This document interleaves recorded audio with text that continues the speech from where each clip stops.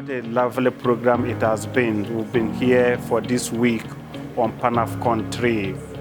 This PANFCON 3 conference is mobilizing all stakeholders, including WaterAid, for us to see how best we can further, agree to disagree on issues of water, sanitation, and hygiene for the African continent.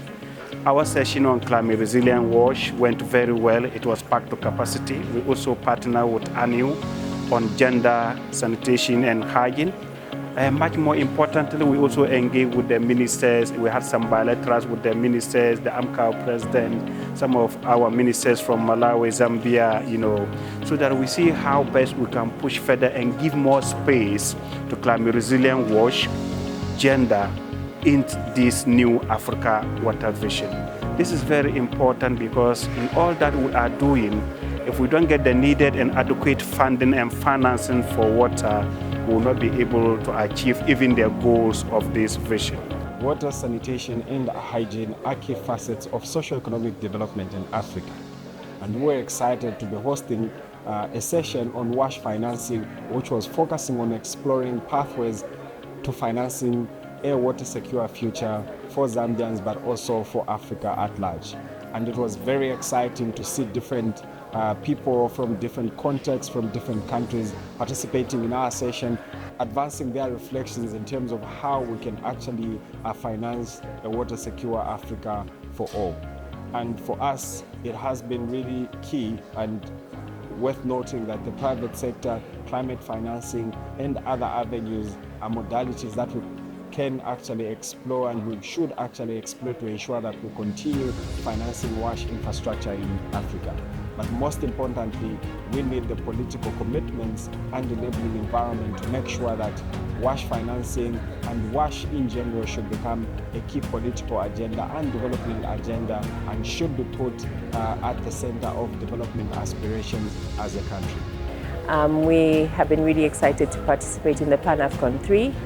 I think for the forum, partnering with our CSO sister networks across the region from Kenya, Tanzania, Zimbabwe and Malawi has been extremely rewarding, and it has shown us that some of the realities that we face in our country as regards financing, governance, citizen participation, the need for leveraging technology and data to improve sustainable wash has been quite clear. For us, I think one of the key asks has been, as regards to the post-2025 water policy, is seeing more of our programming being gender responsive, with having women and girls at the heart of it, really walking the talk beyond the commitments and the rhetoric of having progressive increase in our budgets, having more stronger governance as regards our legislation in enforcing the human right to water and sanitation. And lastly, the need to measure our progress, but also to measure what we really need in terms of us being able to attain not only our national but continental aspirations.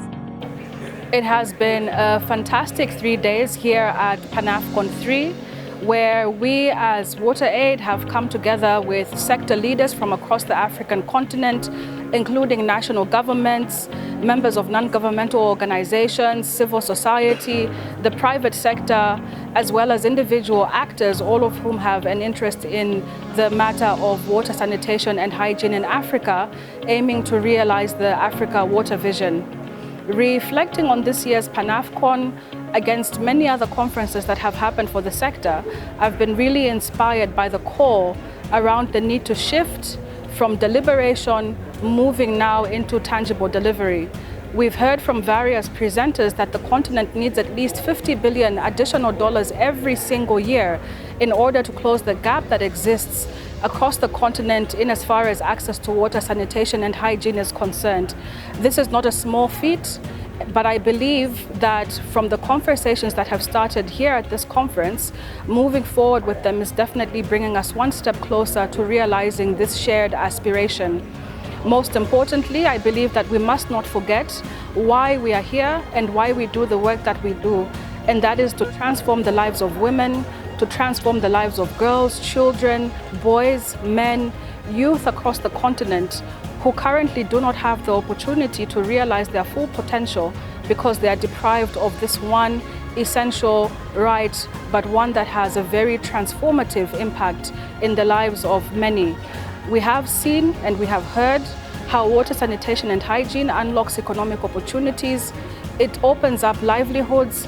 It is also a key ingredient in achieving better quality health outcomes and improving health service delivery across the continent.